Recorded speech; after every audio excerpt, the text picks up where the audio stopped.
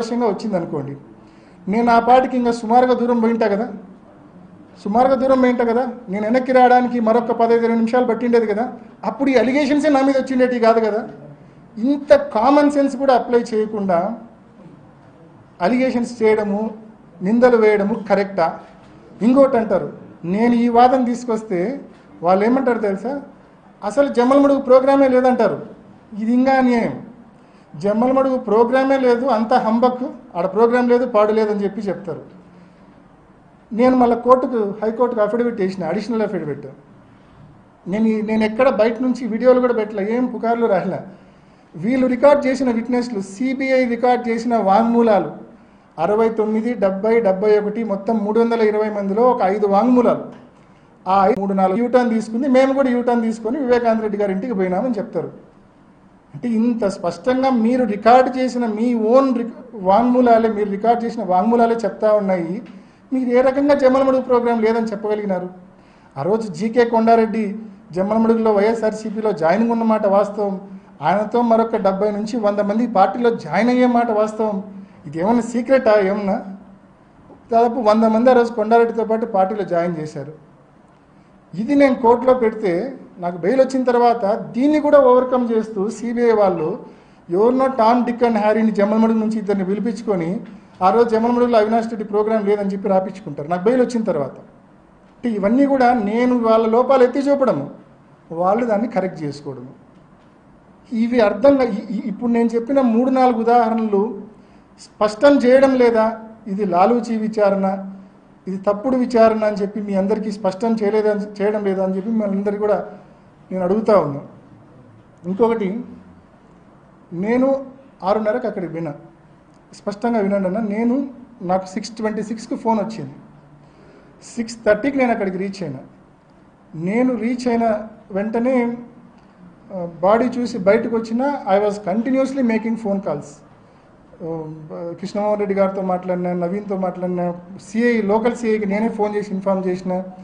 నేను పోవడం కంటే ముందే కృష్ణారెడ్డి అక్కడ లెటర్ చూడడము, ఆ లెటర్ ఉండే విషయం మరి నరెడ్డి రాజశేఖర రెడ్డి గారికి చెప్పడము, రాజశేఖర రెడ్డి గారు ఆ లెటర్లో ఉన్న అంశాలన్నీ కూడా వినడము, అవి దాచిపెట్టమని చెప్పడము, ఆ విషయం పోలీసులు అంటే ఆ లెటర్ ద్వారా స్పష్టంగా అది మర్డర్ అని అర్థమైంది వాళ్ళకు. అండ్ మళ్ళీ ఫోటోగ్రాఫ్స్, జనేతులతో ఫోటోగ్రాఫ్స్, వీడియో తెప్పించుకున్నారు. లెటర్ ఉందని తెలుసు, లెటర్లో ఉన్న కంటెంట్స్ తెలుసు.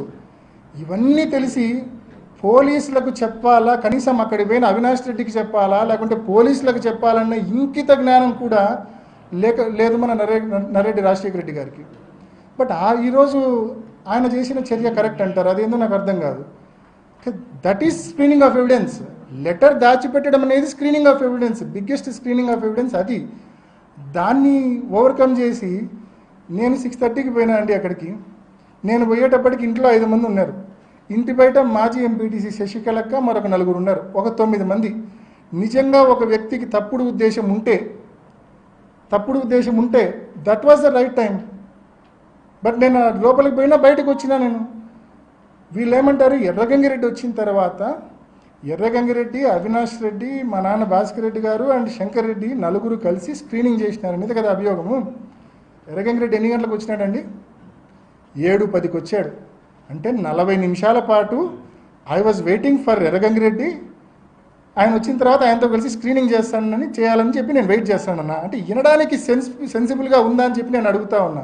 అంటే 9 ఇంట్లో 5 మంది, ఇంటి బయట 4, 9 మంది ఉన్నప్పుడు ఎవడైనా బుద్ధుండేవాడు నిజంగా తప్పుడు ఉద్దేశాలుంటే స్క్రీనింగ్ చేస్తాడు. కానీ ఆ 40 నిమిషాల్లో 100 మంది ఇల్లు చుట్టుముట్టినప్పుడు ఎవడైనా బుద్ధుండేవాడు ఆ పని చేస్తాడా?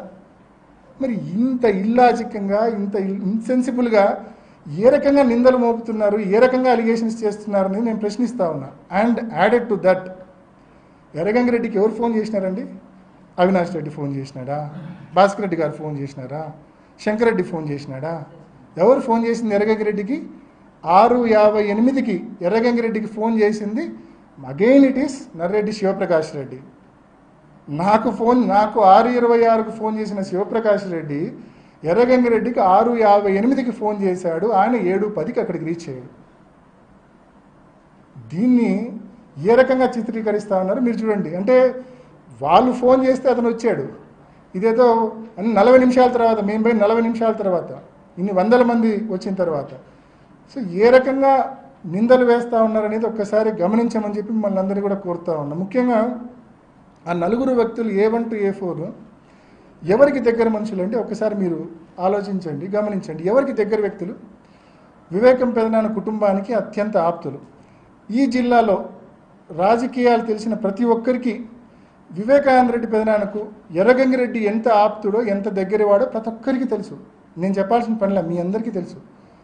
అండ్ తర్వాత ఈ సునీల్ యాదవ్ అండ్ ఉమాశంకర్ అండ్ దస్తగిరి, ఈ నలుగురు ఆయన చనిపోకముందు 2 సంవత్సరాలు ఆయనతో కలిసి బెంగళూరుకు, చెన్నైకి ప్రయాణం చేసేవాళ్ళని, ఆయనతో పాటు కలిసి భోజనం కూడా చేసేవాళ్ళని, టేబుల్ మీద, డైనింగ్ టేబుల్ మీద అంత చనువు ఆయనతో ఉందని చెప్పి నేను చెప్పేది కాదన్నా, ఇది స్వయంగా వాళ్ళ ఇంట్లో పనిచేసే సర్వెంట్ ఇచ్చిన వాంగ్మూలం. పండింటి రాజశేఖర్ ఎవరినైతే ఆ రోజు రాత్రి సౌభాగ్యమ్మ గారు నువ్వు ఇంట్లో ఉండొద్దు కాణిపాకం పో అని చెప్పి చెప్తారో అదే పండింటి Rajasekhar. Who sanctioned you leave అంటే సౌభాగ్యమ్మ శాంక్షన్డ్ మీ లీవ్ అంటాడు. Did any person insist you to go and leave అంటే I was told 2 or 3 times to go to Kanipakam by Saubhagyamma and Narreddy Rajasekhara Reddy అని చెప్తాడు. అండ్ ఇతనే చెప్తాడు, ఇది వాంగ్మూలం అండి, నేను తయారు చేసింది కాదు, సిబిఐ వాళ్ళు ఛార్జ్ షీట్తో పాటు రికార్డ్ చేసిన వాంగ్మూలం ఇది. దీంట్లో స్పష్టంగా అతని వాంగ్మూలంలో పాపం కొన్ని ఎంత ఘోరంగా ఉంటాయంటే చెప్తాను.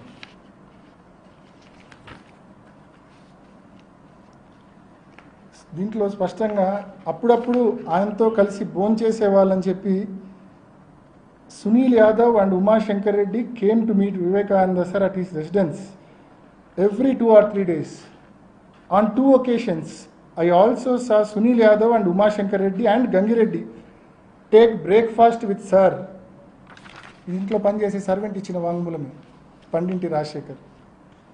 ఇంకా చెప్తాడు చాలా ఇతను. ఇంకా కొన్ని పర్సనల్స్లోకి నేను పోదలుచుకోలేదు, ఎందుకంటే అవి పోవడం కరెక్ట్ కూడా కాదు కాబట్టి. బట్ ఒకటైతే చెప్పాలనుకున్నా దీంట్లో నుంచి, ఇంకా డ్రైవర్ ప్రసాద్ది కూడా వాంగ్మూలం ఉంది, మీకు అందరికీ ఇస్తున్నా కాబట్టి మీరు కూడా చదవండి. చివరి 2 సంవత్సరాలు వివేకానంద రెడ్డి గారు ఎంత దుర్భరమైన జీవితం, పాపం ఎంత ఇబ్బంది పడ్డాడు ఆయన అని చెప్పి స్పష్టంగా వీళ్ళ వాంగ్మూలాలు చదివితే మీకు అర్థమవుతుంది. అసలు he was desperately waiting for some big money. పెద్ద ఎత్తున డబ్బు వచ్చే పరిస్థితికి వచ్చే దానికోసం వెయిట్ చేస్తూ ఉన్నాడని చెప్పి దీంట్లో ఉంది. Sir's anxiety and eagerness to receive money kept on increasing and I heard him talk desperately about money. He is consuming excessive alcohol and cigarettes and also lies down on the stairs. Sometimes I carried Vivekananda sir inside his house. ఎక్సెస్గా మందు ఎక్కువ తాగి ఇంటి బయట steps మీద ఆయన పడిపోతే తాను ఎత్తుకొని పోయి బెడ్రూమ్లో పండబెట్టేవాడిని అని చెప్పి స్వయంగా ఇంట్లో పనిచేసే సర్వెంట్ చెప్తా ఉన్నాడు. అంటే మీ తండ్రిని చివరి రోజుల్లో నిరాదరణకు గురి చేసి, ఎందుకు నిరాదరణకు గురి చేశారు? ఎందుకు ఈ రకంగా ఆదరణ లేకుండా నిరాదరణకు గురి చేశారు? కేవలం వివేకానంద రెడ్డి సార్ ఆ డబ్బు డైమండ్స్ రూపంలోనో బెంగళూరు స్థలం రూపంలోనో ఆ డబ్బు వస్తే ఆ డబ్బులో సింహభాగము వీళ్ళకు సెకండ్ ఫ్యామిలీకి, షమీం గారికి, వాళ్ళ పిల్లడికి ఇవ్వాలని చెప్పి ఆయన భావించాడు కాబట్టి పూర్తిగా వదిలేశారు. ఆయన చెక్ పవర్ రద్దు చేశారు. ఆయన ఏ ఆస్తి అమ్మే పరిస్థితి లేదు, వ్యాపారాల నుంచి డబ్బు డ్రా చేసే పరిస్థితి లేదు. ఏ ఆస్తి అమ్మాలన్నా కూడా వీళ్ళ నాలెడ్జ్లో లేకుండా అమ్మలేడు. Joint check power, joint registration చేయాలి. సో ఈ మాదిరి ఆయన్ను పూర్తిగా బిగించారు. ఆయనకి ఈ రకంగా ఏదైనా స్థలంలోనో డైమండ్లోనో ఆదాయం వస్తే తప్ప ఈ సెకండ్ ఫ్యామిలీకి హెల్ప్ చేయలేని పరిస్థితి. ఇటువంటి దుర్భర పరిస్థితుల్లోకి ఆయన నెట్టివేసింది మీరు కాదా అని నేను అడుగుతా ఉన్నా. సుంతక్కను స్పష్టంగా నర్రెడ్డి రాజశేఖర్ గారిని అడుగుతా ఉన్నా. మరి ఈ రకంగా ఆయన డెస్పరేషన్లోకి గురి చేసి